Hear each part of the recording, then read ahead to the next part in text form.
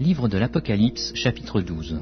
Un grand signe parut dans le ciel. Une femme enveloppée du soleil, la lune sous ses pieds, et une couronne de 12 étoiles sur sa tête. Elle était enceinte, et elle criait, étant en travail et dans les douleurs de l'enfantement.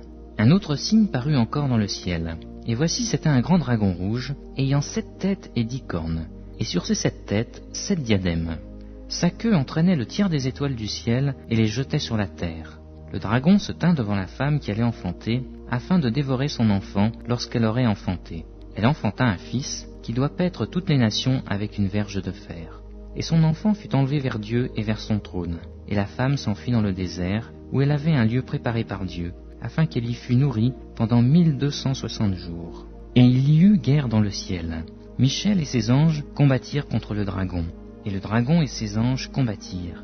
Mais ils ne furent pas les plus forts, et leur place ne fut plus trouvée dans le ciel. Et il fut précipité, le grand dragon, le serpent ancien, appelé le diable et Satan, celui qui séduit toute la terre. Il fut précipité sur la terre, et ses anges furent précipités avec lui.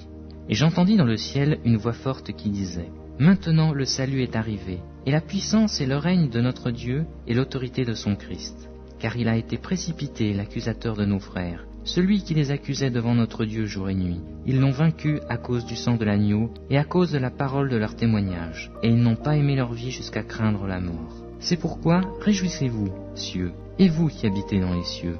Malheur à la terre et à la mer, car le diable est descendu vers vous, animé d'une grande colère, sachant qu'il en a pour peu de temps.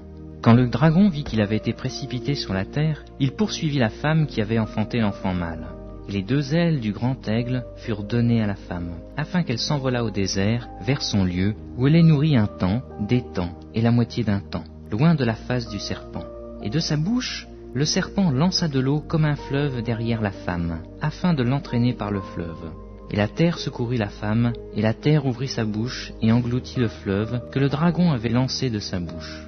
Et le dragon fut irrité contre la femme, et il s'en alla faire la guerre au reste de sa postérité, à ceux qui gardent les commandements de Dieu et qui ont le témoignage de Jésus-Christ.